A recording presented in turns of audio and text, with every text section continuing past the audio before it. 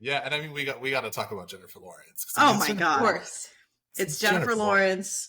Jennifer Lawrence is part of my sexual awakening. So right.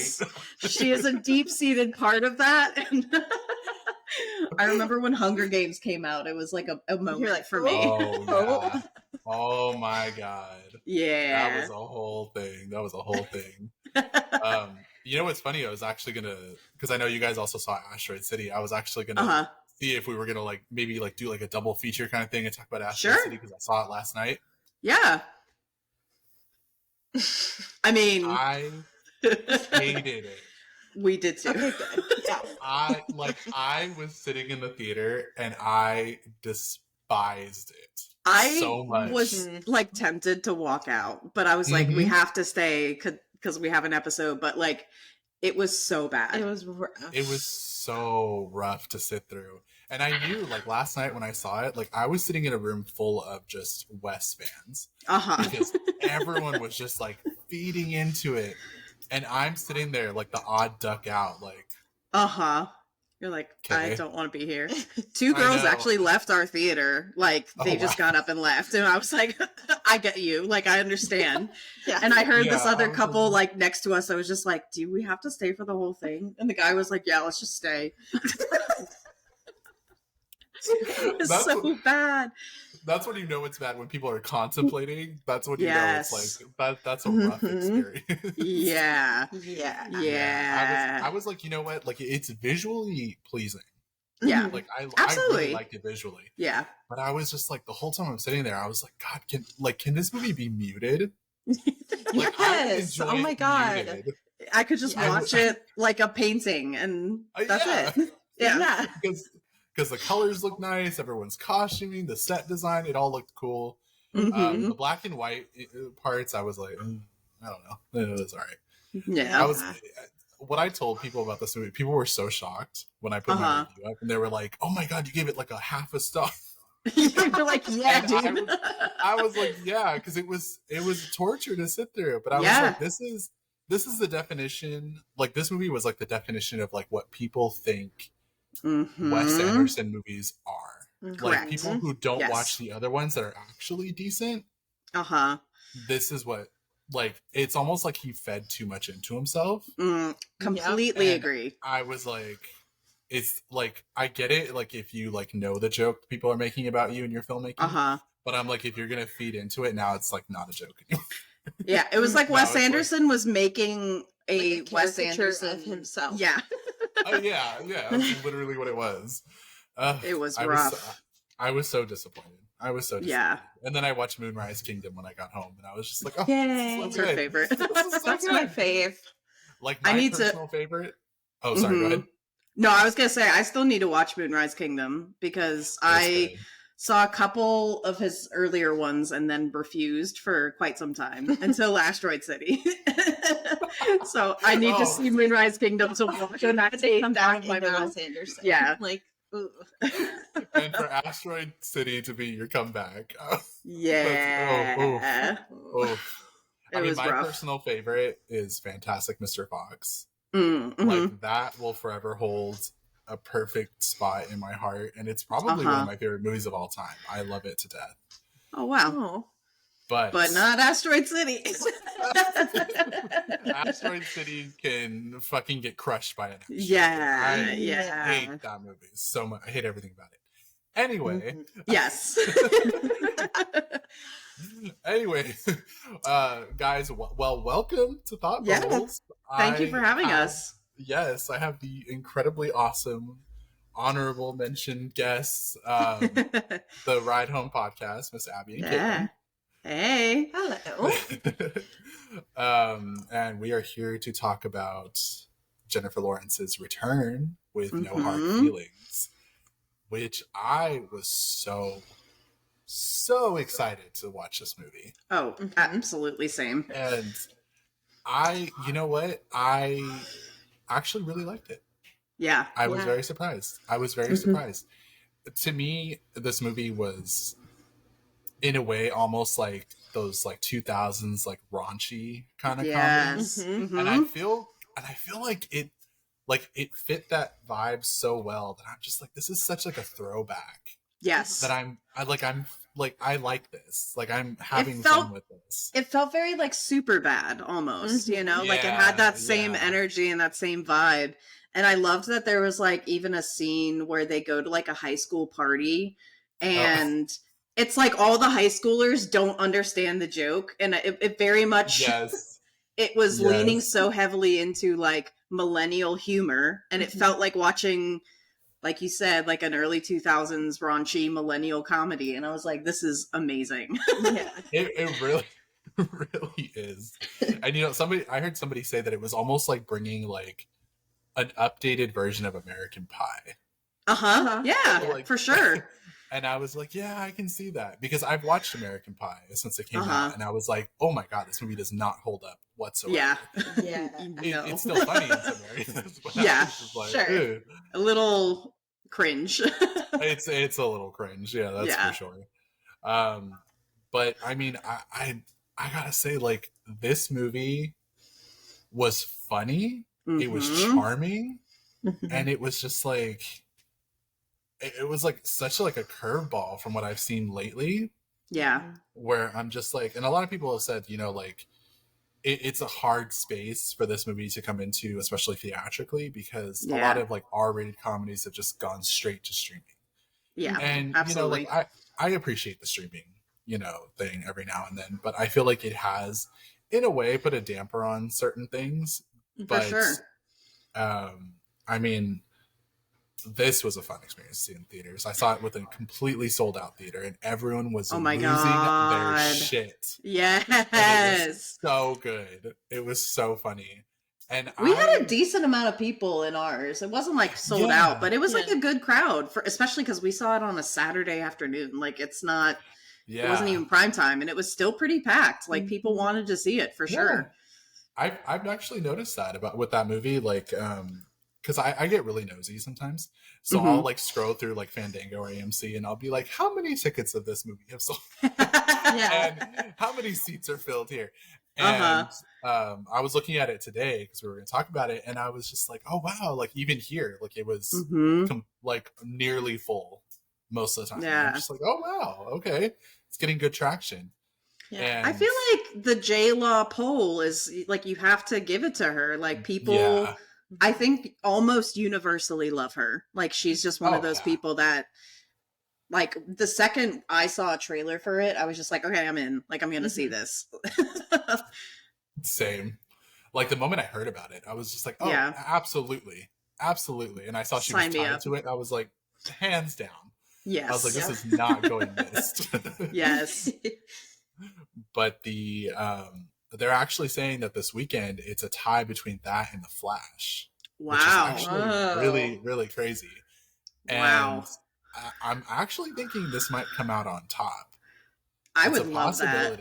Yeah. I would love That's so cool. Yeah. I would love if anything dethroned The Flash because I'm sorry. I might get dragged for this, but fuck The Flash. I don't even want to watch it. I'm genuinely still shocked that they kept Ezra Miller in that role and just went with it. And we're just like, here we go. Here's the most problematic person out there, period. Here we go. Mind blown. Mind blown. Like, and I mean, he's super talented. Don't get me wrong. He is. Yeah, he but like an incredibly mentally ill person who has done such incredibly problematic things also.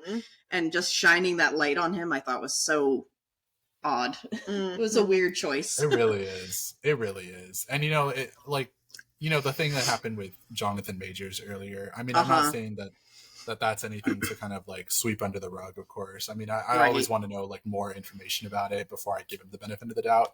Right. But I mean, Ant-Man wasn't my favorite thing, but I mean, he saved that movie. And I feel like he's such like a good actor that I was just like, I feel like this is just, it was too sudden. It was too out of nowhere when he hit his prime.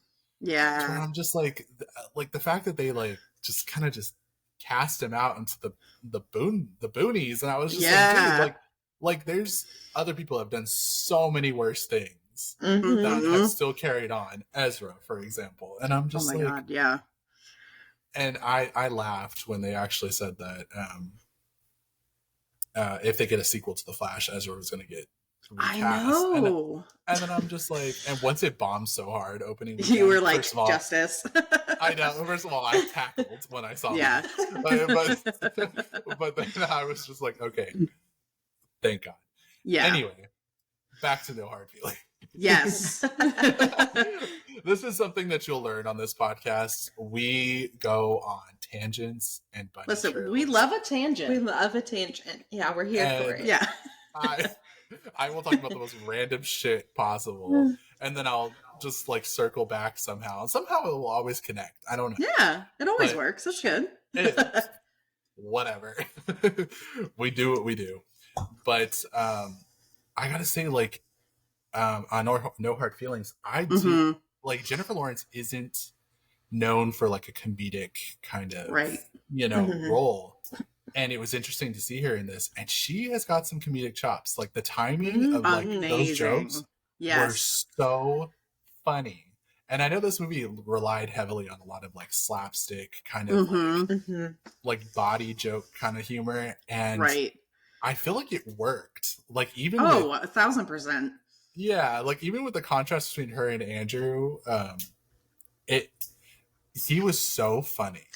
He was so precious. He was so precious. I was just like, he's so awkward and he's so cute. Yeah. That I want to date him. I know. I know. He was so sweet.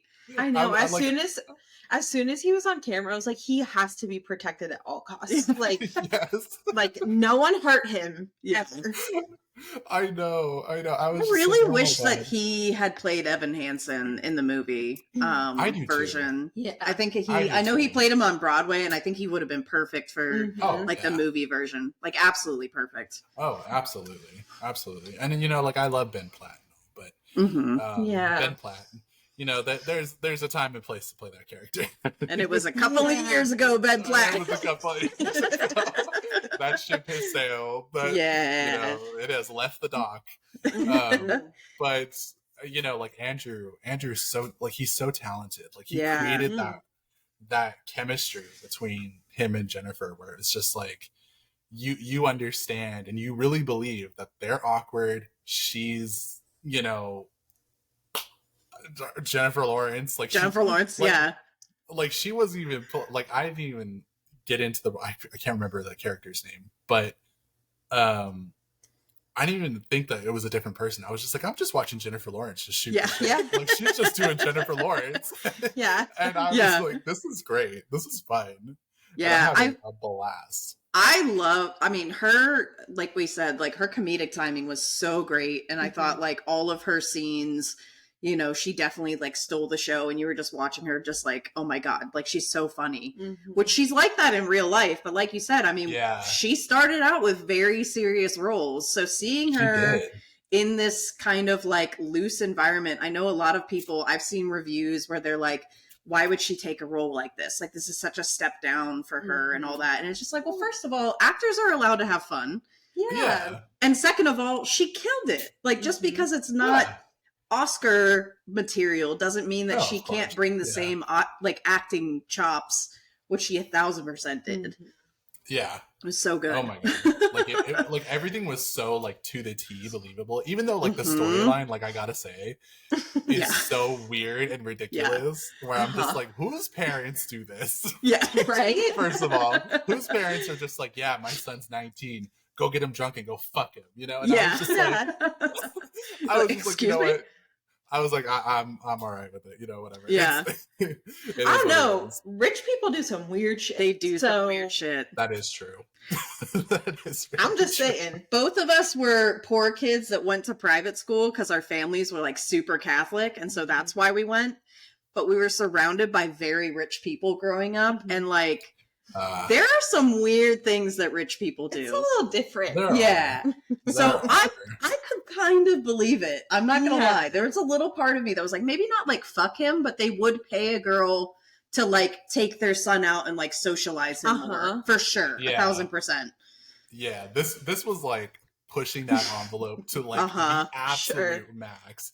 And which also like, the parents were hilarious. I don't know the woman's name, but Matthew Broderick and the mom was so funny. Yes. Oh my god. And I didn't even realize, like, I've seen the trailer and I was just like, I didn't even realize that was Matthew Broderick until like the movie was like midway. I was like, wait a minute. Wait a second. Is it Matthew Broderick? Yeah. And the only thing that kept popping in my head, I was just like, Ferris Bueller. Uh-huh. I was like, oh man. I thought the mom especially was hilarious. Oh. Like she had some really good timed moments in the movie for sure. Yeah. Absolutely. Like it was, you know, like the thing about them is they were a little more open than Andrew. I almost said Andrew. Andrew's character was, but you know, they kind of still fed into that same like. They almost all had that same mentality. Like they were like almost like all three the same person. Yes, they had the same almost personality, and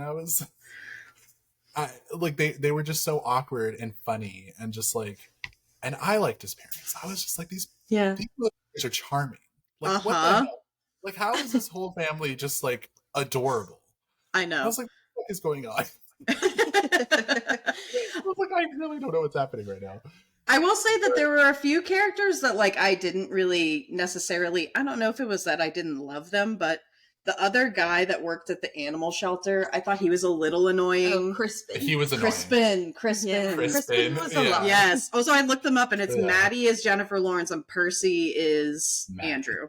Maddie. And I thought Maddie's friends, the married couple, they had some funny scenes, but they felt really like extraneous. Like it was just kind of like I didn't really need them to be a part of it. And I also thought it would have been interesting if she was like an extreme loner in her own hometown. I thought that would have been more interesting if she had no friends and had no connections. Yeah. I feel like that would have made her character a little more like, you know, like relatable or something where it's just like, you know, single woman trying to do her thing kind of, and people just think of her as just like the town, you know, just like, whatever, you know, the floozy. And, I mean, I gotta say, like her friends, I've seen that actor that plays the husband like many times. I really don't care for him, and I feel like he always plays the same character. Oh, and I'm just like, I just feel like you're so annoying. Yeah. I was like, can we not have the same shit over and over? Yeah. But, I did like her friend, but like you said, you know, they have their moments where they're kind of funny, but it's like. Why are you here again? And they kind of had the whole like married couple trope where it's like the guy's an idiot and the girl makes fun of him, and it's just kind of like, I know we get it, like that's the funny thing all the time. That's the funny thing, but so I thought that there were some little but I like, feel like moments. I feel like that's really only funny for straight people. Yeah, because like they relate. Yeah.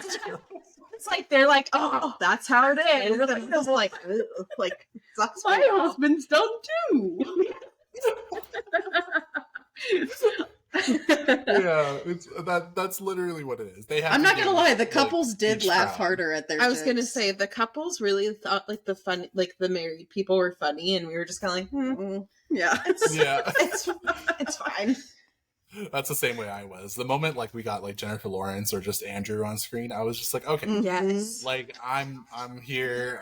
Like everything was funny, like, and you know, like it was, and I like this role because I remember the first time I ever saw Jennifer Lawrence was actually in Winter's Bone, and it was that was like the Oscar, you know, contender movies.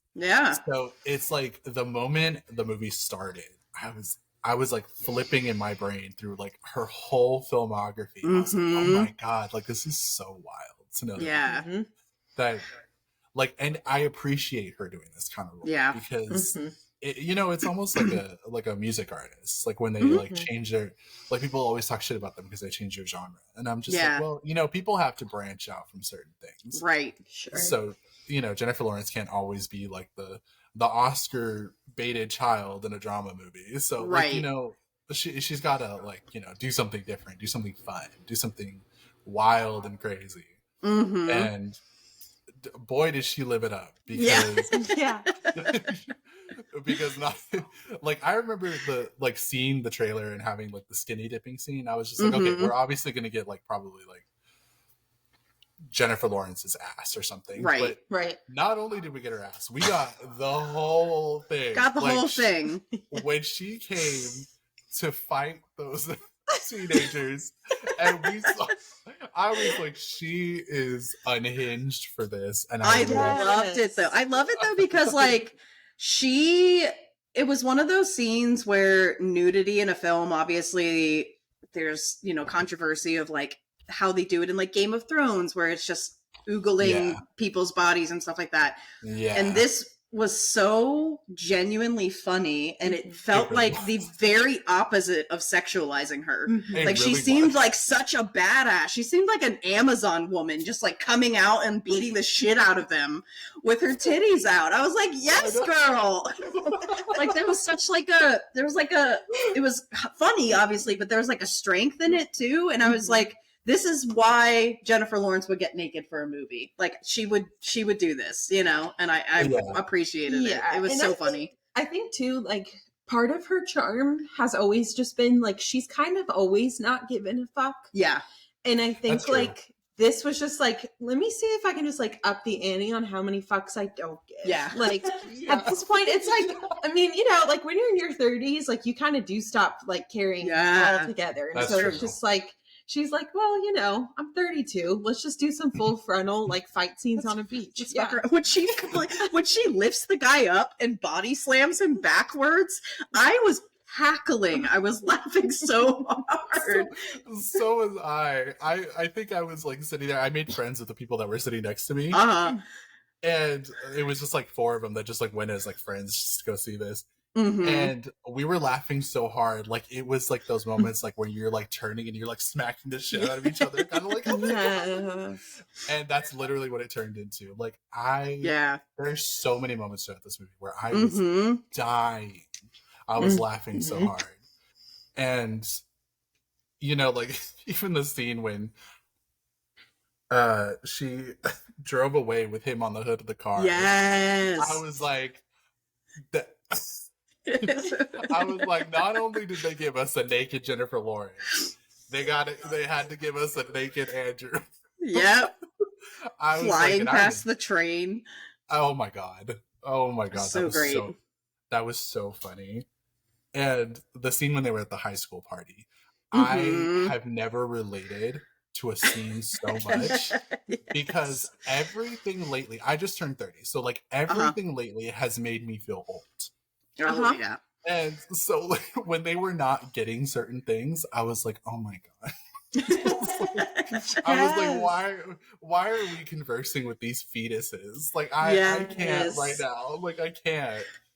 And like when he got mad at her and he was gonna hook up with his friend. First of all, when they were at the restaurant and she, oh my god, she seemed like I kind of felt bad at first because I was just like, oh, she's like, I know Jennifer hates her, like I know Maddie hates her right now, but like she seemed like so cute and like just perky or whatever. And then when she called her ma'am, I was like, oh no. No. Take this bitch down because that is not no incorrect. Exactly. I was like, don't you ever. First of all, don't ever call Jennifer Lawrence ma'am. No. If anything, like, call her sir. Like, call her. Yes, sir. Yes, sir, Jennifer Lawrence. It was like, because he witnessed it. He was sitting on the other side of the table. Like he could have easily been like, oh, she will drop kick your ass right now. So apologize to her. Yes. My favorite thing too at that party scene was when she's trying to find him and every door she opens, the kids aren't hooking up with each other and she's like, does anyone have sex anymore? Because that's how it used to be. You used to go to a high school house party and you'd open a door and somebody would be making out. Somebody would be like, doing some crazy shit. Like in a bathroom, and you're just like... They're all just on their phones. And when they all start live streaming her, I'm sure she's like...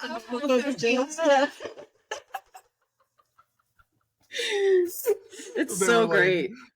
they were like, oh, now you're doing this? And I was like, oh my God. I'm literally thankful every day that we went to college during a time where there wasn't smartphones. Like, everyone still had flip phones when I was in school. And like, sure, we had like the little like cameras that we would bring out to parties, like the little digital like digital, what are they? The snapshot cameras. But if I feel bad for high schoolers now who have to like go to a party with phones out everywhere, because I feel like you couldn't do anything crazy and wild. You can't. Or people will film you. Yeah. Yeah, you really can't. You really can't like let loose and like have fun anywhere, because like nowadays you'd be afraid that somebody is going to put it on fucking TikTok now, right? Or wherever, Twitter. Right. Like God forbid Twitter, the shit show that's Twitter, right? And I'm just like, and, you know, it also falls back onto the fact that we didn't really have social media back then either. So it like, I think, what did we have? Like Facebook and MySpace? Yeah, basically. Pretty much. I was like, that was it. And like now everything you do, like everything somebody does is always on like Instagram, on their story, on Snapchat, whatever. Yeah. And I'm just like, this is so weird. Which I actually thought that they did a really good job with Andrew's character, Percy, with his representation as like how lonely Gen Z is.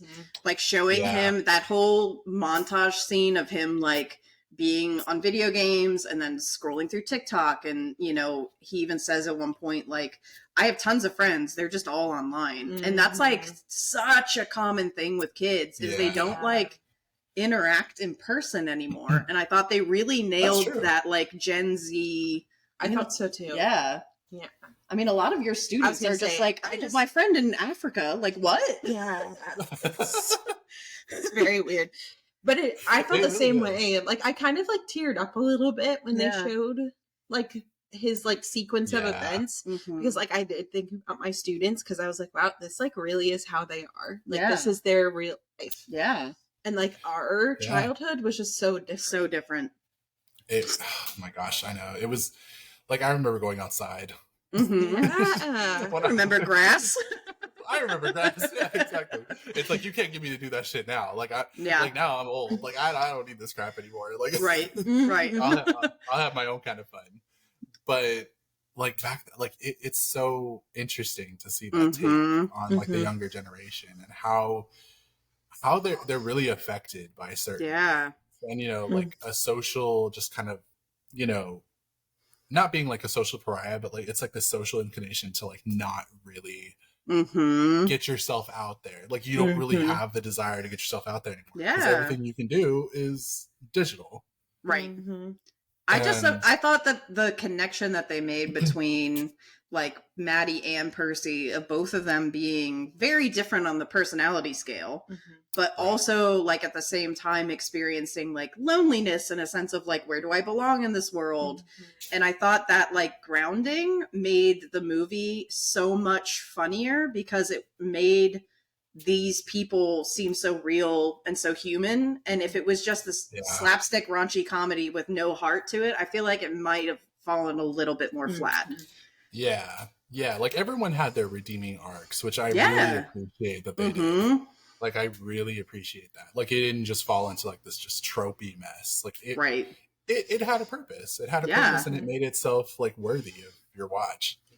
I mean, one thing I have to mention is that scene when he was completely drunk at the party, and he was like throwing up, and they were trying to kick them out. And he punched her in the throat. I'm sorry. Like, I laughed. Oh my God, that was so funny. And I feel it was hilarious. I honestly feel like that's something that really happens commonly. Like, at a party. I also loved when he was throwing up and he was like, I didn't know you couldn't take ibuprofen when you were drinking. She's like, that's what you took? when she was asking him and he was completely out of it, she was like, did you take a pill? And he was like, yeah. And I was just like, oh my God, somebody gave him like Molly. I thought the same thing. Crazy. When he said ibuprofen, I was just I lost it. I'm out. I was like, the fact that I need ibuprofen when I wake up in the morning nowadays. I was like, granted, I wouldn't take it with like wine or something, but like, right. You know, come on. I was like, it just shows like he did not get out very much. No. It was so funny though. And then that joke followed by the throat punch, and also the parents who were like, you really think that we would let our kid have a party without us here? Like, yeah. Like they were being responsible for being there while kids got drunk. Like they had our consent. Yeah. It reminded me so much of it was this one, I think it was this one movie or show. Maybe it was Pretty Little Liars, or no, I think it's Euphoria. I think it was like Euphoria, where I feel like Euphoria is just like this weird, like it doesn't even sit in reality. Euphoria is an alternate dimension for sure. It really is. It really is. I was just like okay, first of all, my sister is my youngest sister. She's in high school. Mm-hmm. She has never gone through all of this. Right. Like the stuff that they do in Euphoria. I'm like, she went to a party, like kind of like in the movie, but like, I'm like, none of the stuff that happens in Euphoria seems real. Like even when I was in school, like of course I went to parties, but I was like, it was never this insane. No. Like never this level of like unhinged, like, oh yeah, all these like 16-year-olds just have access to, like all this like with like $10,000 worth of drugs in a suitcase. Casual. I was like, oh yeah, sure, we'll just go with it. But that's what I like about this one, is because it really, like, regardless of the the parents being which I feel like doesn't happen very often, it really set itself in kind of like a normal kind of like, normal state, even though that was like a huge ass mansion of a house. Oh, I know, my lord. I was like, shit, maybe I should have gone to what was it, Harvard or Princeton? Yeah, Princeton. Yeah. I was like, maybe I should have gone to Princeton and got invited to these parties. Yeah, right. But I mean, I really enjoyed this movie. And I've honestly been so contemplated on seeing it again this weekend. Yeah. Because like you guys know, like I saw it last weekend at the sneak preview thing. Yeah. And I was worried before we recorded. I was like, God, I feel like it's been a week. Like, am I going to remember anything? And as soon as I started sitting and thinking about it, I was like, oh yeah. Oh, I remember it. Yeah. I literally, as we were coming out of the theater, I was like, I think this is going to be like a comfort movie, like moving forward. Like it's going to be one of those things where, it's a Wednesday night and you're tired and don't know what to do. Let's just throw on No Hard Feelings. It's absolutely going to be a movie like that. 100%. Yes. Yeah. Completely agree. Like I'm telling everyone to go see it. I'm just like, someone I know just went to go see The Flash, and I was just like, they were like, "Oh, are you going to go see The Flash?" You're dead to Absolutely me. Not. You're dead to me. It's like, you know what? Don't ever speak to me again. Yes. But I'm telling everyone, like, go see. Yeah. Like, and I feel like it's such an easy to like movie also. Like it's just so easy. And unless you're like a snob who's just like, the characters, blah, blah, blah. Unless you're like over analyzing it, I think anybody would have fun watching this movie, especially our age group. Yeah, especially. Unless you're like a super intellectual, like, what's that? Yeah. Listen, I had so much more fun seeing No Hard Feelings than I did seing Asteroid City. Oh my god. You know what? Speaking of Asteroid City, the end. What the fuck? My god. Not even the end. The whole thing, Tony. The whole thing. The whole thing. And you know what? Like, I was so worried going into that movie. But, like, if you've ever been to AMC, they have these... they have the Impossible Nuggets now, which are, like, the plant-based ones. They're so good. They're so good. And... I was just sitting there chilling with them, and I had like my buffalo sauce, and I was like, just having a blast. Tell me why I had like acid reflux throughout the movie. I was just like, I'm not even halfway through these nuggets. I was like, nothing's hit me yet, but this movie has made me so uncomfortably nauseous. Dude. Like, oh my god. The second they introduced the play within the play, I was just like, get out of here. Like I was hopeful that it wasn't going to be like, I'm not a Wes Anderson fan, so I was like, maybe this is going to be the one that changes my mind. Like, maybe this is it. And then it was not. It was the exact opposite. I was really hoping.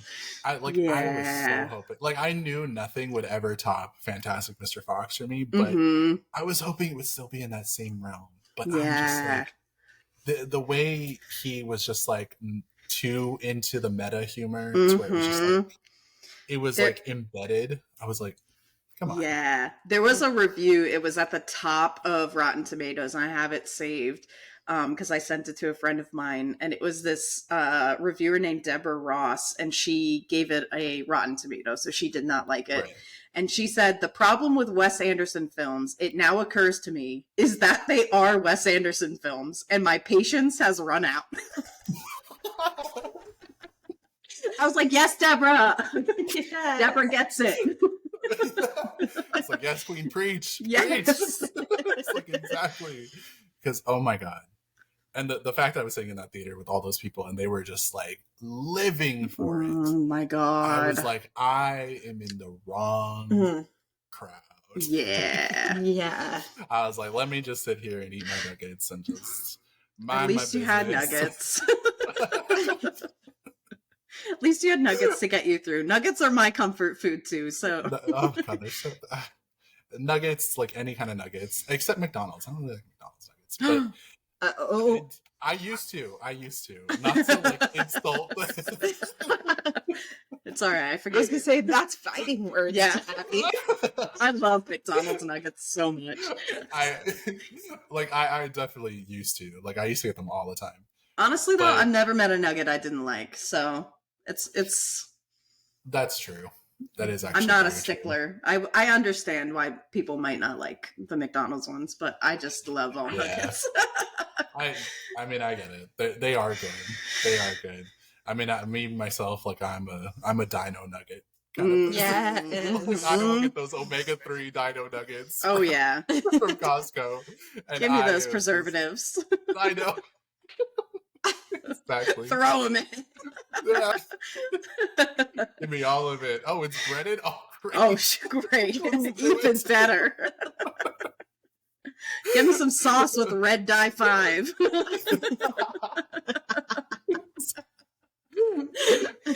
Shit, make the damn sauce green. I don't care. Yeah. Like back in the day when Heinz made that green ketchup. Yes. Oh my God. The Nickelodeon ketchup. That was so ketchup. And the purple. There was a purple ketchup. Yeah, there was a purple ketchup. Yeah. It was a purple ketchup. It was so weird. The purple ketchup. It was so weird. It did taste a little weird too. I remember. Yeah. I remember trying it and I was like, "This doesn't taste like ketchup." Yeah, it doesn't. It tastes the chemicals. They were you can taste the cancer. Oh, yeah. Exactly. This tastes like cancer.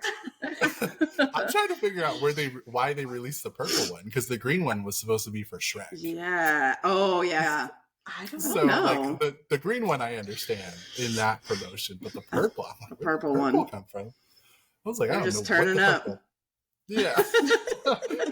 They're just like, you know what? Let's just play with the color palette a little bit. Let's see what we can do. Let's make everybody taste the rainbow, like fuck Skittles. Yes. They probably flavored it with Skittles. They just threw Skittles into the mix and was just like, here, there it goes. It's purple now.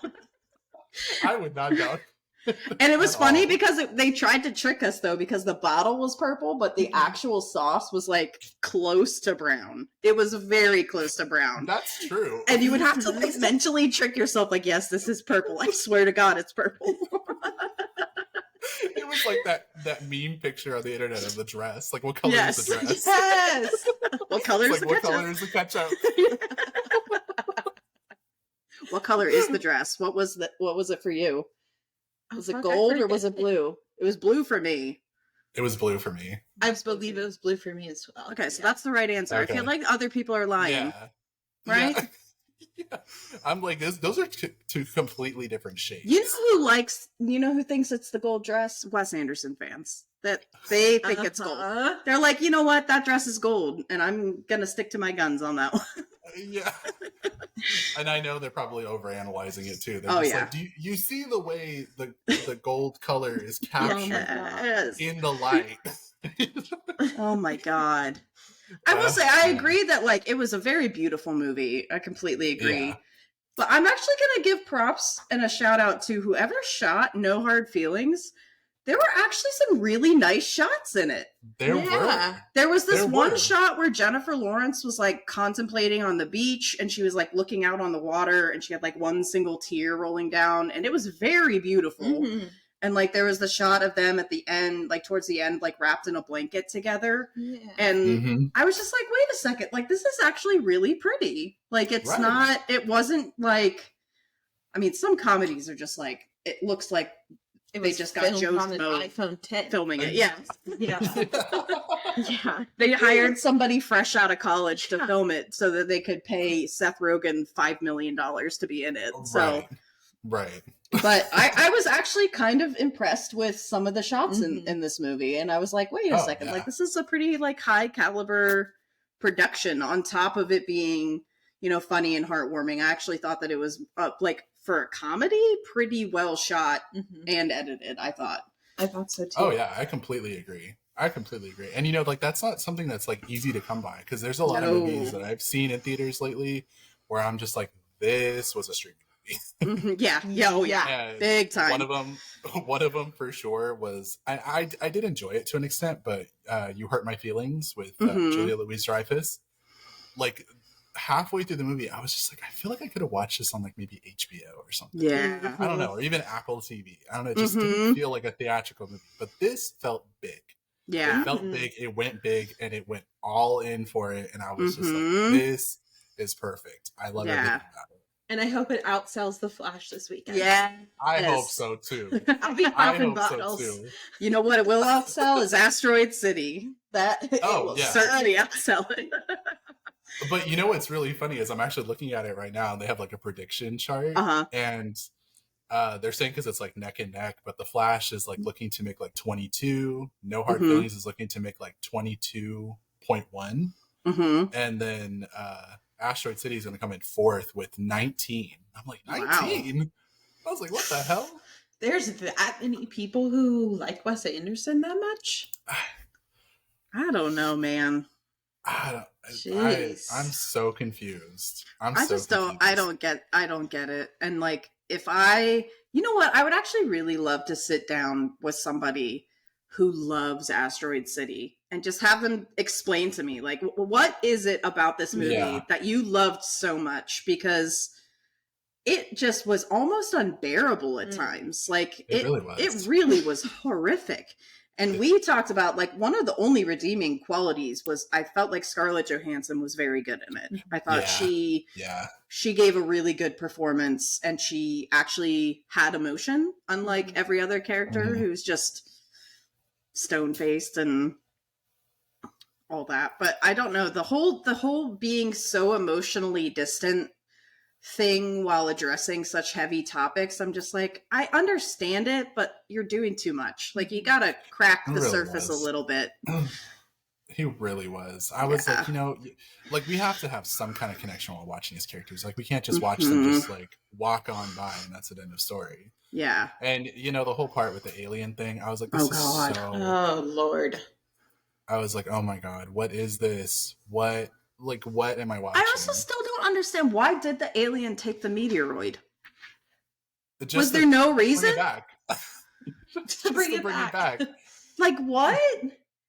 I don't know. Like, I want to be like you. I want to pick someone's brain and be like, what is the purpose of this movie? There was also another thing that it was like they had a whole fair set up after the alien came. They had this whole fair set up, and it was like an attraction. But then, like, the very next scene, they were like, oh, but we're still under quarantine and we're not allowed to leave. And I was like, so where did the fair come from? Yeah, like, where did you guys get all the materials to build all this stuff? And like, did you guys just like crochet like everything? Yeah, right. I was so confused. And like, here's the thing that's so weird. I know we're like jumping around a lot. But like, in the beginning when Asteroid City started, like, when you see how it's like this long stretch of road and it's just, it's like its own thing kind of thing. And those two cars were like driving by, like the police car was chasing those guys, and I was just like, oh, this is kind of cute. Like I like how this is set up. And then it was just like everybody started talking, and I was like, and then they started talking. Then there was the dialogue, and I was like, it reminds me of did you watch Freaky Friday back in the day? Like the Jamie Lee Curtis, Lindsay Lohan Freaky Friday. There's the scene when she has the therapy session with Evan, and she's like, "How was your day?" And he's like, "It was good." And then I got up, and it was like Asteroid City was good, and then they started talking. I was like, man, we really, you know what? Honestly, I feel like it would have been better if it was a silent film. I really think it would have been better if it just was like words written on the screen. If it was a completely silent film, I think I actually would have bought into it more than how it was presented this way. I really think I would have. Absolutely. Like, I don't know if you guys ever saw that movie, The Artist, that came out like a decade ago. I thought that was brilliant. I was like, this is brilliant. And the fact that it was so short, it was so to the point, it was everything. And then they decided to like put it in color and have them speak at the very last moment. I was like, chef's kiss. Chef's kiss. Love everything. Love everything about this. And then I'm just like, and even though it was in black and white, like I thought it was like a treat to look at. It was just fun to look at and watch them like converse through like this areas and like this time period. And Asteroid City, I'm just like, I like there was too much to look at. First of all, there was way too much to look at. Like there was always something happening in the background. There was always some kind of colors that are popping in different areas, and I'm just like, I really don't know where to fucking look right now. Like, like I have zero like and there were also my eyes are going all over the place. Too many characters. Like I obviously was like attracted to the cast because I was like, oh wow, like that's a lot of people that I really like. But he had so many characters that he didn't know what to do with them. And so there were just random people that like, I don't really know the purpose of Maya Hawke being there. I like Maya Hawke, but what did she add to it? Nothing. Right. Like she was just kind of there with her class and liked the cowboy guy who we're not really sure why they were there either. Why the traveling band was there for what? Like for what? When they did the song about the aliens, I was just like, oh my god. That's like when I wanted to leave. Yeah, actually. Like, I was like, oh, okay, I'm actually okay. Yeah. I'll pass on that. Yeah. Like I'm actually good. I don't need to see it anymore. Yeah. And I also love that the whole thing was like, why does Augie burn his hand? And they never actually answered it. Like the whole thing was this whole thing about why does he burn his hand? Why does he burn his hand? And then they never answered it. And I was like, well, why the fuck does he burn his hand? I know. Tell me. Like even Jason Schwartzman was over there just like, why did he burn his hand? And I was like, that's the same fucking question we're all asking. We're wondering too. Somebody tell us. Yeah. Did you see Beau is Afraid?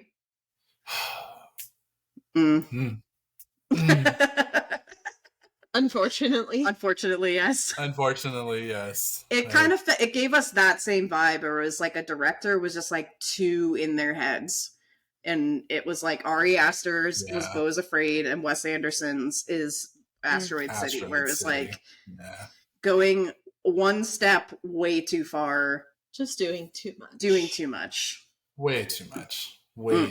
Like Beau is Afraid, it was probably one of the most uncomfortable movie experiences I've ever had in my life. Oh, yeah. And second to Mother, actually. Mother's rough.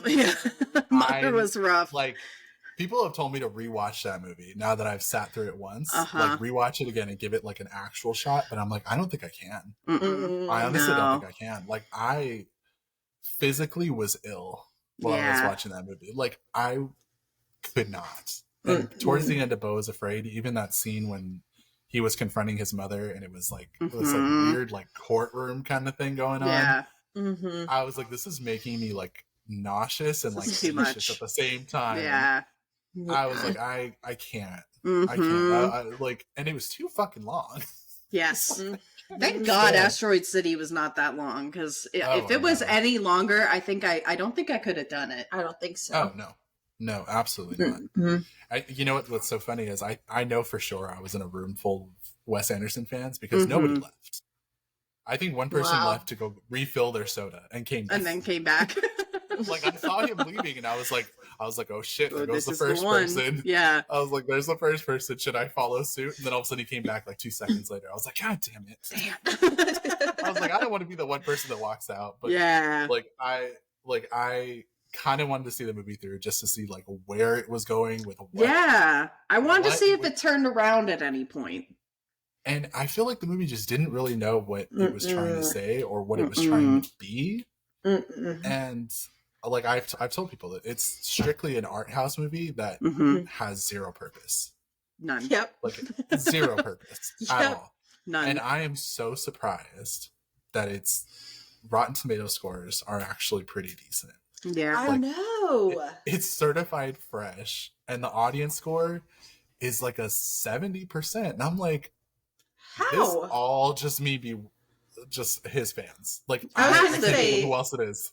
It has to be, like review bombing. Like it has to be that, but like his fans. I was gonna say he's hypnotized everyone. Yeah, into thinking it's good. Yeah, there's just this whole like following that. I mean, when I was in film school, it was like there was this subsection of people that like I was classmates with that it was just like if you mention movies like Wes Anderson, I love Wes Anderson. That's my favorite director is Wes Anderson. I was just always like, why though?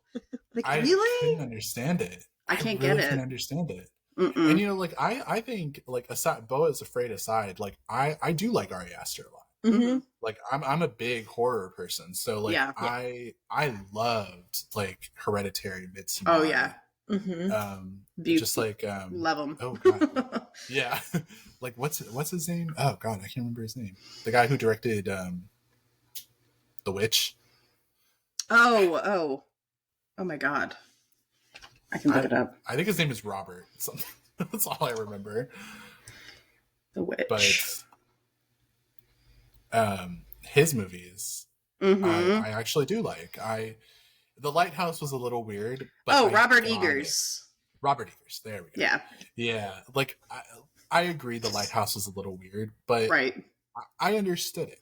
And I was like, okay, I get what he's trying to convey here. Yeah. And I feel like if it's a movie where, like, I eventually understand, like, what they're trying to say, I'm like, okay, all right, I get it. And that's why people are just like, you get Mother, right? And I was just like, yeah, unfortunately, I get it. Yeah. I was like, I guess. Yeah.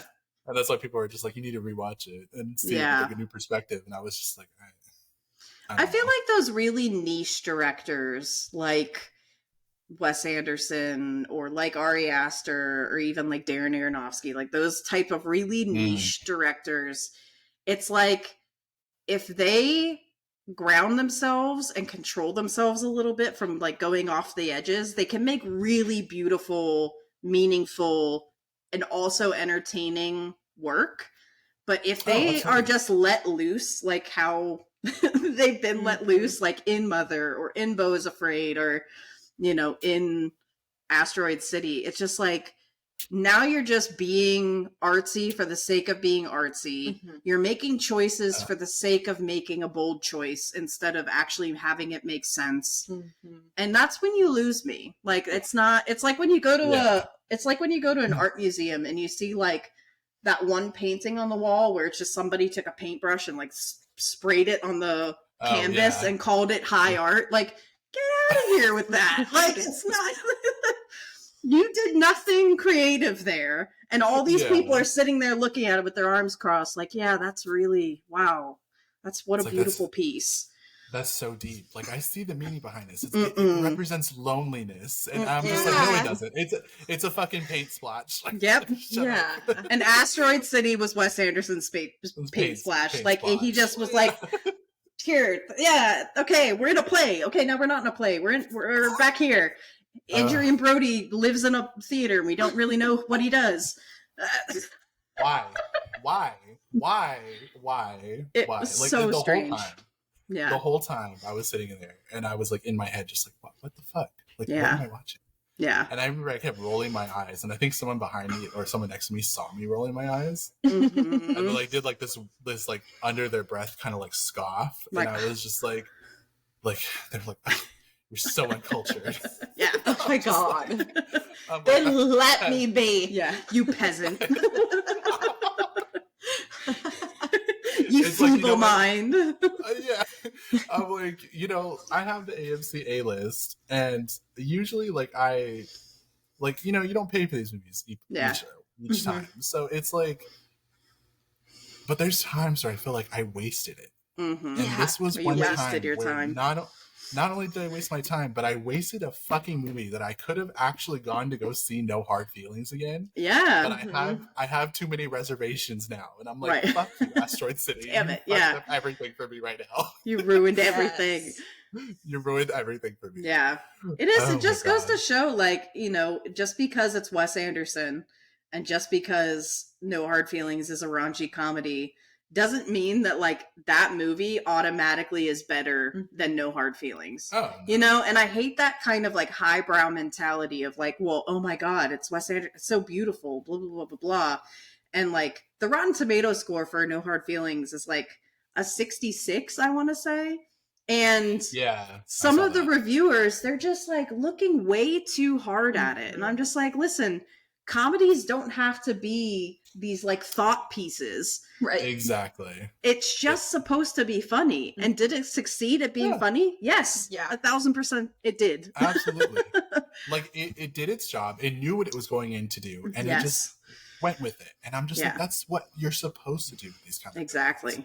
You're not supposed to be so analytical. It's not a thought-provoking piece. No.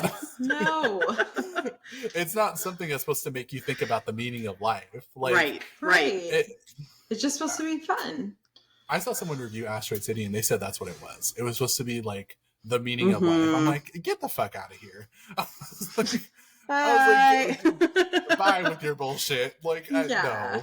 I'd like to have them look me in the eye and tell me what Jeff Goldblum dressed as a cartoon alien adds to the meaning of life. I would love to know. When I saw it was Jeff Goldblum, I was like, how much did they pay this man to be here? To just show up for one day and deliver just one show line. Up for one thing. One line. Literally one line. And I'm like, first of all, he's on thin ice with me after Jurassic World Dominion. Like, I hate that movie so much. It was a really bad. That movie sucked. Yeah. That movie was so bad. But, I mean, like you said, Asteroid City's cast was so stacked, and it was too stacked, to the point where it didn't know what to do with these people. Yeah. It really didn't. And I went into this seeing Scarlett Johansson, Jason Schwartzman. I've had a crush on Jason Schwartzman since me too. Fucking who knows how long. Yeah, she's like, me too. like I've always loved Jason Schwartzman. He's so funny. Like, Scott Pilgrim. When he played Gideon in Scott Pilgrim, I was just like, this man may be an asshole, but he is fun. He's my asshole. I may hate him in this movie, but he is my future husband. And then I see, like, people like Maya Hawke and Sophia Lillis, and I'm just like, these are such good people. Yeah. And I'm just like, what are you giving these people to work with? I don't know. And then you look at No Hard Feelings, and it's just like, it's a decent cast. It's not too overloaded. You didn't have all these weird cameos that were popping up out of nowhere. And I was like, every time I saw a cameo from someone, I was like, what the fuck is this? A Marvel movie? I was like, is this Wes Anderson's Marvel movie? Like, what is this shit? And I'm just like, and then you look at No Hard Feelings, and it's just like so chill and just like laid back. And, like you said, it's honestly, and I feel the same way. I feel like it's going to be a comfort movie for me. Yeah, absolutely. Like, I cannot wait to see it again. And I've told so many people to go watch it. Yeah. I'm like, if you watch it in a drive-in, if you watch it in an actual theater. Ooh, it would be a really fun drive-in movie. That's a good drive-in movie. Yeah. And I'm just like, it's just a good experience to have. Like, it's... Yeah. Even if you're not, like, attuned to, like, a lot of raunchy comedies, like, it balances itself so well. Yeah, and I feel like there have been raunchier comedies. I was gonna say, in the genre of raunchy comedies, it's pretty safe. Yeah, I mean it it played it pretty safe. Like, even I was a little bit worried because, like, I don't love throw up scenes. Like, I don't know why, it just, like, turns my stomach a little bit. I really struggled with what's it called, the triangle of sadness. Oh my god. It makes me nauseous to look at throw up scenes. And even, like, in this, when she was gonna make him throw up, the pill, I was like, oh no, there's going to be like a puke scene where there's like throw up everywhere. And like, they didn't show any throw up. And I was like, thank God. Yeah. So they didn't, even if it was raunchy, it was like sexual humor.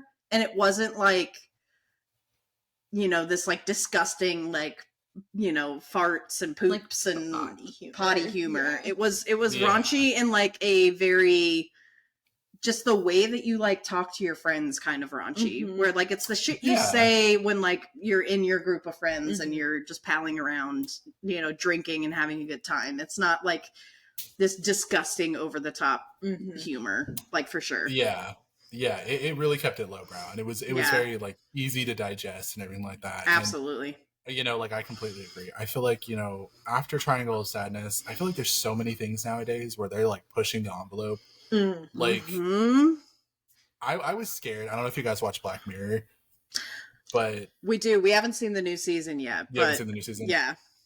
Okay. I won't say anything then. You won't spoil it. I will not spoil it. Well, don't spoil it, but is it good? It has its moments. Okay. It has its moments for sure. I think there are a few episodes in the new season that are. I made the mistake of introducing her to Black Mirror with episode 1, which is the pig episode. And I lost her so quick. And I was like, oh my God. Okay, San Junipero immediately. I skipped over the rest of them. And I was like, what is this? I made such a bad mistake. So if anybody out there is wondering what you should start Black Mirror on, it is not the first episode. Please do not start on that episode. Like I was like, turn it off. Like, yeah. Like I know people say to start with the national anthem, but like because it gives you like a vibe of like what it's kind of going at. Yeah. But like how dark it's and twisted it's going to be. But I'm just like, I feel like that was just like a lot. It was a lot. It was a hard place to start. It was a hard sell. I was like, okay, maybe not this one. that was a tough one. That, and I think the episode with where they were being blackmailed. It was like, oh yeah, that was rough. Yeah. Oh, and when it turned out he was like a pedo, I was like, oh, stop. Yeah. I can't. I was that like, was a really good episode though. It was fucked up, but it was a really good episode. Now you make me want to go watch Black Mirror. Yeah. You know what, I was so excited for this season to come back. Yeah. Because I wasn't too pleased with the last one. I was like, it was okay. It was all right, yeah.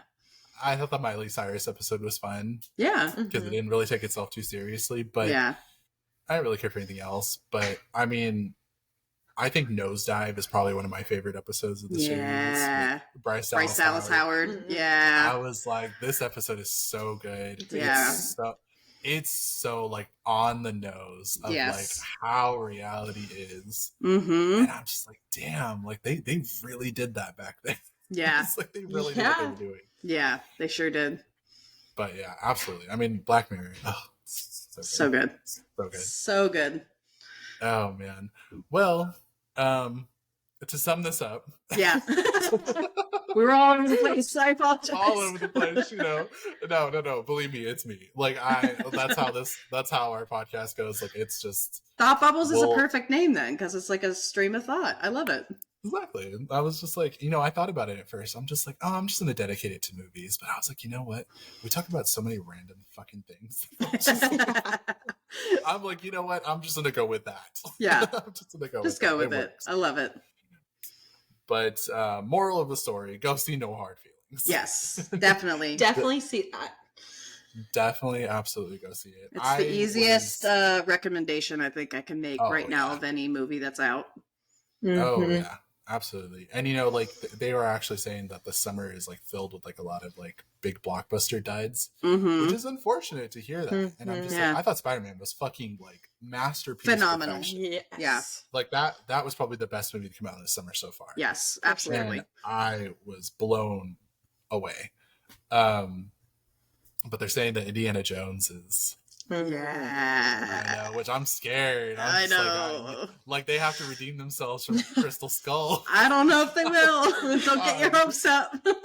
It's like shit. Yeah. But are you guys gonna see Barbie? Oh, yeah. Already got our tickets. Yeah. Already, yeah. Same. We are... it is absolutely... I mean, people have always asked, like, is it Barbie or Oppenheimer first? And for us, it was like an immediate Barbie has to be the first one. Like, we have to go see that all the way. Yeah. Yep. Like, they're doing the special, the blowout party, whatever, the early screenings on Wednesday. I got my ticket for that because I was just like... And then I'll see Oppenheimer sometime in the weekend. Yeah. We'll see you later. But, I mean, shit. I may like depending on how Barbie goes. Like I may see Barbie twice, and then I'll see Oppenheimer. Yeah. I'm so excited for Barbie. Same. I was so excited when they said it was PG-13. I was like, thank you. I was like, yes. I was like, yes. It's gonna be like adult humor. It's gonna be very like.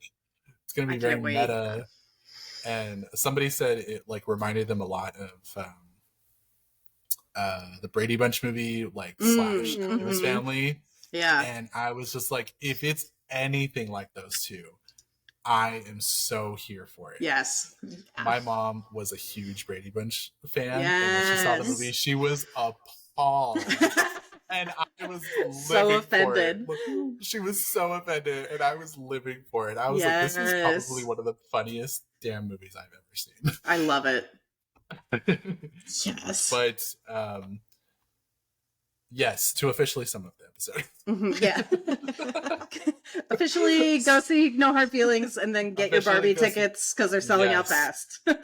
They really are. I was just like, even here, like when I got my ticket, there was no one next to me, and all of a sudden it was just like completely sold out. And I was like, wow. Shit. I know. But I mean, you know what, guys? Go into No Hard Feelings. Go into it with an open mind. If you don't, especially like even if you're not the biggest Jennifer Lawrence fan, she'll win you over. She will. She really 1000%. Will win you over. I mean, I keep thinking of the Mace scene. Yes. There's so many memorable scenes in this movie. Like you're gonna come out of it with at least like you're gonna know that you're not gonna waste your time. Like you're gonna have fun, and it's a good just popcorn movie. It's a good movie to see with friends. It's a good movie to take a date to. Like it's just a great, great, easy to watch movie. Yes, absolutely. Well, this is our signing off. Yeah. So if you would like to tell everybody where they can find you guys. Yeah, so if you want to follow us along on Instagram, we are the Ride Home _ podcast, I want to say. Question mark. This is how into it we are. Yes, we are the Ride Home _ podcast. And you can find us on anywhere you get your podcasts, so Spotify, Apple Podcasts, YouTube, anywhere. So, yeah. Yeah, absolutely. Yeah, definitely. Everyone go binge their whole show. Like, binge There's a lot of episodes. There's a lot of episodes, but you know what? Like, it'll give you a clear perspective on like what movies to see and what movies to avoid. For sure. Yeah, true. That is true. Like, absolutely. Well, thank you guys so much for being here. Yeah, thanks for having us. Thank you for having us. Absolutely. I am truly, actually, really honored that you guys are here and agreed to come on to this, wild shit show of a podcast that I have. So listen, we're happy to be here. We're excited the second you asked us. So, all right. Well, I will let you guys go, and I will be back. I'm actually going to take a 2-week break, so much needed 2-week break. I feel like it's all my co-hosts are burnt out, so I'm just like, I'm not going to bother you guys anymore. Yeah. I'll let you guys rest. Breaks are so necessary. Yeah, we understand. Yeah. Like, we just did Fantastic Four, and I when we did the episode, I can tell everybody was just like, that took its toll on us. Yeah. I was like, let's give everyone a break. Like, let's give a break. Oof. Yeah. Well, enjoy your break. All right, definitely. Enjoy your guys' 4th of July. Thank you. You guys have an awesome time, because I am going to try and find something to do. I'm not going to be a homebody this year. Yeah, so, there you go. I will definitely catch you guys later, and we will see everybody for the next episode. All right. Bye. Bye. It was nice meeting you, Tony. Nice meeting you too. All right. Bye.